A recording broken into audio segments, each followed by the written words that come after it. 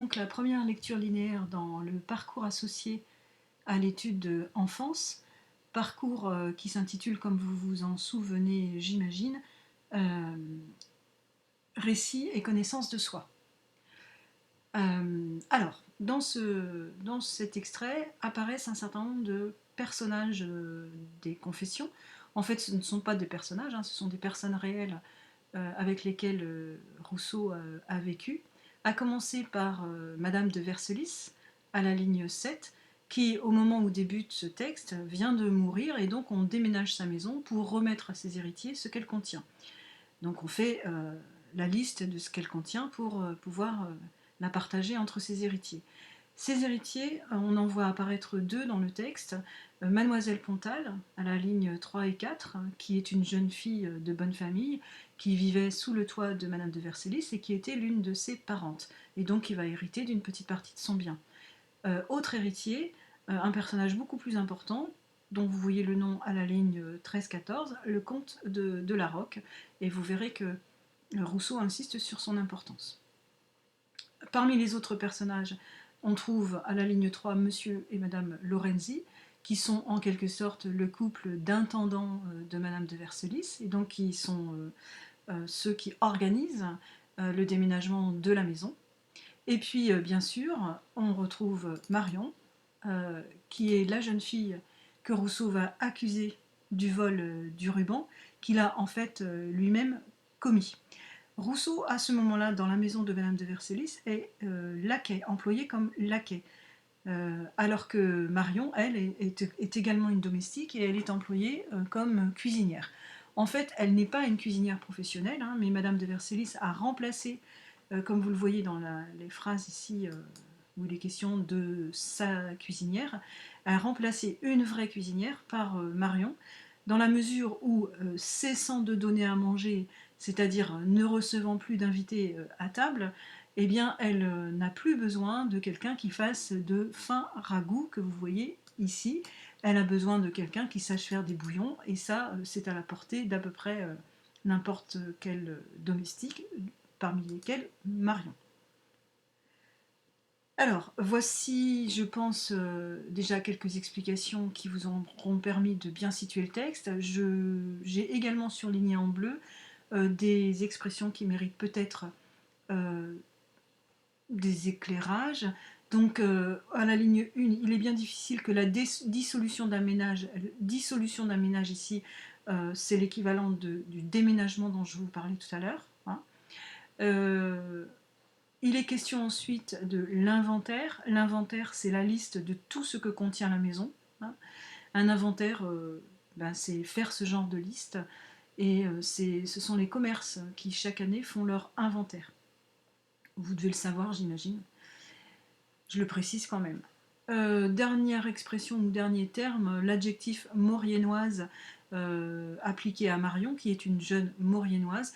Ça signifie qu'elle est originaire de la vallée de la Maurienne, alors soit dans les Alpes, soit en Suisse, soit en France.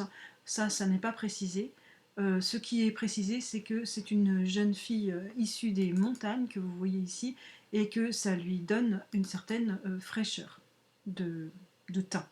Voilà. Ces quelques explications étant données, je vous propose à présent d'entamer la lecture linéaire proprement dite, en vous donnant les différents mouvements du texte tels que je les ai reconstitués. Alors vous savez que sur les mouvements, on peut tomber plus ou moins d'accord. Voilà, l'important étant bien sûr de justifier vos mouvements, comme je vais le faire à présent. Je suis allée dans un premier temps de la ligne 1 à la ligne 3. Vous voyez que les différents mouvements sont marqués par des slashs surlignés en jaune. Donc de la ligne 1 à la ligne 3, pourquoi je m'arrête là? Parce que ici, Rousseau nous donne le contexte. On est dans le contexte des événements qui suivent le décès de quelqu'un. Et avec quelque chose de bizarre, d'habitude, c'est vraiment ce genre de déménagement, le désordre, et on perd plein de choses. Et en fait, là, ce qu'il y a d'étrange et d'inhabituel, c'est qu'on ne perd justement absolument rien. Ensuite, le mouvement suivant s'étend de la ligne 4 à la ligne 6, Et là, il est question plus précisément du vol. Donc de manière très vive, rapide, en quelques lignes, Rousseau s'accuse de ce vol du ruban de Mademoiselle Pontal. De la ligne 6 jusqu'à la ligne 11, donc un mouvement un peu plus long, qui correspond au portrait de Marion. Portrait fait par Rousseau de la jeune fille qu'il accuse d'un crime qu'il a lui-même commis. Ensuite, après ce portrait, donc qui prend une certaine place dans le texte, et on verra pourquoi ensuite, on arrive à un mouvement suivant qui va de la ligne 11 jusqu'à la ligne 15 et dans laquelle on assiste à une première confrontation entre les deux accusés en quelque sorte et là il est question de l'accusation que Rousseau porte contre Marion.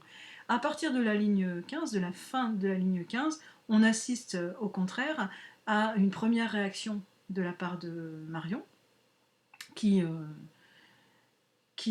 s'adresse à Rousseau parce qu'elle ne comprend pas pourquoi il l'accuse. Ensuite, elle poursuit sa défense, mais sans aucune méchanceté, avec beaucoup de mesures, alors que Rousseau, lui, au contraire, se montre particulièrement violent dans ses accusations, particulièrement vindicatif, et donc on a ici la comparaison entre les deux interventions, et Rousseau en conclut que c'est lui qui est le plus convaincant, le plus crédible. C'est lui qui ment, mais c'est lui qui est le plus crédible.